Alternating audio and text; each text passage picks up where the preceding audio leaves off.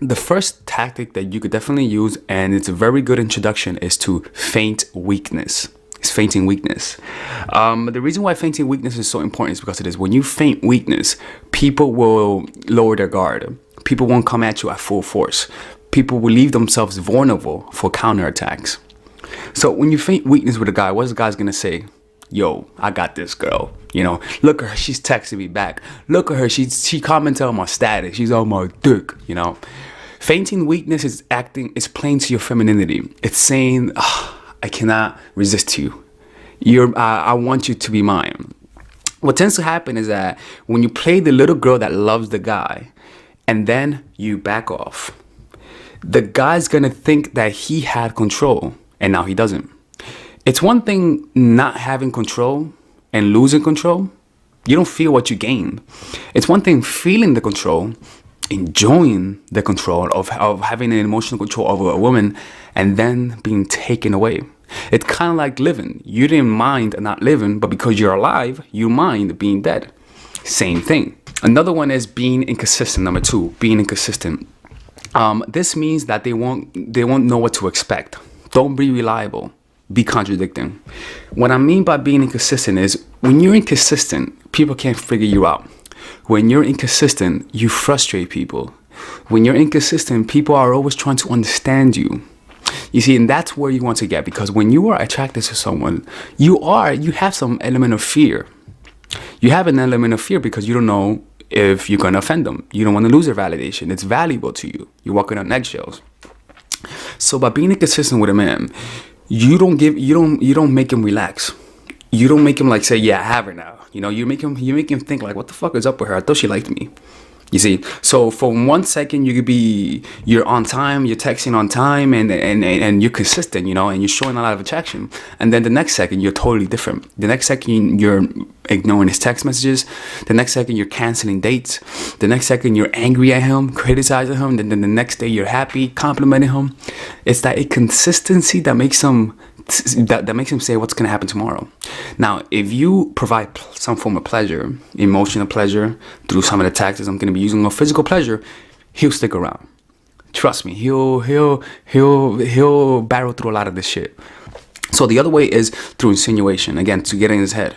And once you get in his head, I'm going to show you how to manipulate once you're inside his head, because there's a certain way to do it. So insinuation is a subtle attack at his insecurity. Now, for example, you could touch me here, right, and it won't hurt. You go like that, right, it won't hurt, right? But let's say that there's a scar there. It's scar, right? Because it's a scar, I don't have to go like that to hurt you. All I have to do is just accidentally graze over it. And what's gonna happen? Oh shit, fuck, what the fuck, there's a scar right here. What the fuck, what are you doing? What are you touching that? So a scar for a man is an insecurity. Something that's deeping down that he represses through his desire to be masculine. So insinuation is insinuating to him that he lacks the masculinity that is required to attract you.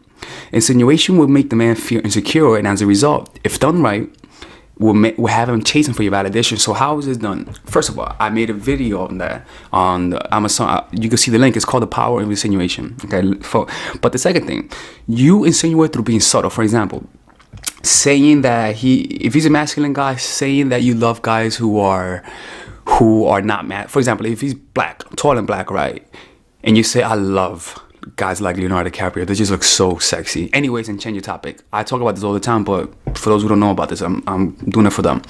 So you talk about someone you find attractive, and he knows he doesn't look like that guy, and then you change the topic. Why is this important? You don't elaborate on it. You don't say, you want to know why I found Leonardo DiCaprio attractive?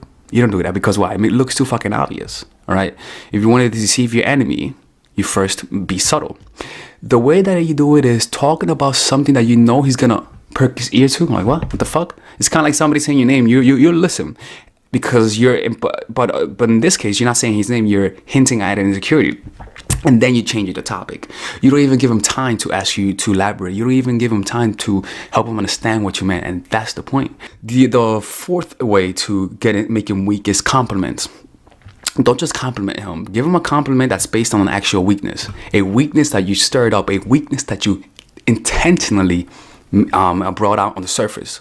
You see, fucking that shit's too hot in here, man. Fuck. if it's something specific and something that he's worked for, it'll inflate his ego and he'll love you for it. So for example, let's say that and again, I talk about this a lot, but for the sake of the conversation, let's go over the fundamentals. Let's say that he is a basketball player, right? And he's a very good basketball player. He fucking dunks on people, right? Let's say he's LeBron James, right? And people know him for what? For dunking on motherfuckers, right? But then let's say that he also wants to be a businessman. Now, what do you think what compliment do you think he's gonna like more? Businessman compliment or the basketball compliment? Businessman compliment, because basketball players, athletes are thought to be stupid. Thought to be. And so that's an insecurity that every athlete has. The other one is comparisons. Compare him to other men and you'll see how he'll become more possessive of you. It'll make him jealous and it increases his perception of you and makes you more attractive in his eyes. Now, mind you, attraction is not based on reality. It's based on perception. You see, it's all based on perception because we all have this veil of called our mind. You know, we see the world through a squinted gaze of a fog of emotions.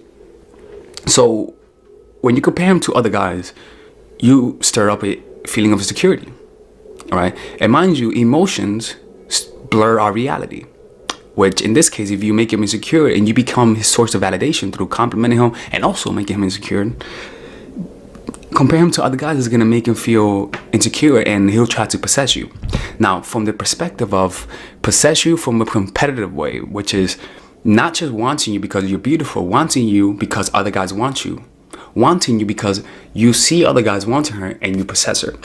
It's kind of like having a trophy. You like the trophy not because it's a trophy, but because other people didn't get the trophy.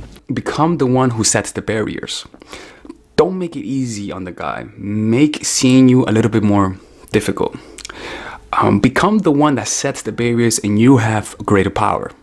You can create the barriers through either, let me show you what I mean by creating the barriers first. Creating the barrier is saying no, or saying, whoa, going a little bit too fast, or saying, don't call me baby. Like, you're creating the barriers. And so simply creating barriers puts you in a place of power. I mean, think about that, right? I mean, if somebody tells you what to do and you're like, oh, my bad, you feel the difference in value. You feel that. So if you feel like you're losing control, set the barriers. Tell them no. Another one is the preemptive breaking up with him. Like saying, look, you know what? Like, I don't think we should see each other. I don't think this is working out. I'm not happy. Setting the barrier. Another one is, like, for example, like when you know it's raining and there's a thunderstorm, tell them, hey, I'm alone. Come over and hang out. Intentionally ask him to hang out during difficult times. When you make him sacrifice himself and you're creating that barrier, so he's like, damn, I want that pussy or whatever he wants. I want that relationship. Well, I want that personality. Nobody ever says that, right? Damn, like, damn, girl, look at that personality walking by. I'll tap that personality. Nobody ever says that. But when you create those barriers, you make it hard on him. And if you make it hard on him, you make them work for you. And people value more what they work for as opposed to things that they don't work for. All right, so number 7, I think so, right? Yeah.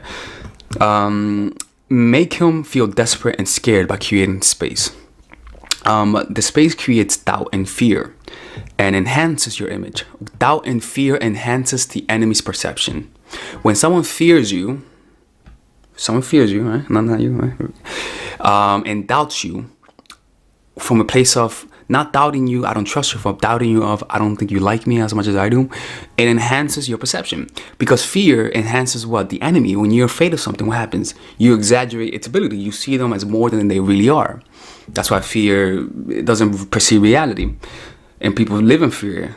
And that's why they see trouble everywhere. But that's not the case. But so when he sees you as how can I say this? When you create space, he's gonna fear whether or not you like him. You see, and by creating space, you make him think you make him think about you. He's gonna start fantasizing about you, and the little pleasure that you provided through spending time with him, validating him, providing physical pleasure, he's going to think about those times and he's gonna want it more. He's gonna think about what happened. He's like, man, what would happen if I had that one more time? He's gonna start to idealize you. But in order for that to happen, you have to first do these things that I taught you by, which is showing a lot of attraction, backing off, creating doubt, insinuating, comparing him to other guys, and then creating space to think about you, space to wonder. Okay, the other one is turning him on and then backing off. Turn him on and make him desire you, and then back off and watch him chase. So for example, let's say you guys are in bed, right? And you tell him, by the way, you escalate, you kiss him, and he feels like he's about to have sex, and then you suddenly stop. Well, let's go out. Let's go get something to eat. No. Let's go out to get something to eat. Let's go get something to eat. You tell him that. The reason why this works is simple. It's because he's already horny. His dick is already hard, right? He's weak. He wants you already. He's already in a frame of thought. And because you're dangling pleasure, he's gonna chase you. It's kind of like a kid. When you promise a kid a surprise, when you promise a kid a reward, he's gonna obey you. People's willpower lowers whenever they desire something, whenever they're in the state of desire. You see, dangle what he wants in front of him through first turning him on, and then saying, nope, you can't get the cookie yard unless you do this. And when you guys are outside, he's gonna feel that desire to have you, but then you set the barrier. I'm like, no, papi, I don't think so. It's crazy. Another one, the last one, is tease him when he knows he can't get you. For example, if he knows he's in Miami, he's in, I don't know, California, and you're in the East Coast, Skype with him. Send him pictures of you. Send him pictures that are provocative. Tell him what you want to do when you get with him, and tell him, oh my God, I cannot wait to do this with you. Talk to him about the future. Talk about the things you're going to do. But then he's going to realize that, oh shit, this can't really happen because she's far away. And then create space. And then come back suddenly and then show more pictures. Turn them on.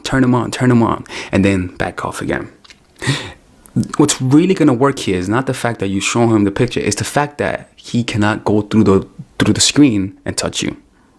That's the thing. It's the teasing part. All right, ladies and gentlemen, if you guys ever want to learn how to use your feminine energy to influence people, learn how to use your masculine energy to become more assertive, and also learn how to blend both energies to improve your dating life, your spiritual life, honestly, your relationship life, your family life, your career life, this is the course for you. If I had to make a course for my nieces, I have two nieces. One is 19 and one is 15.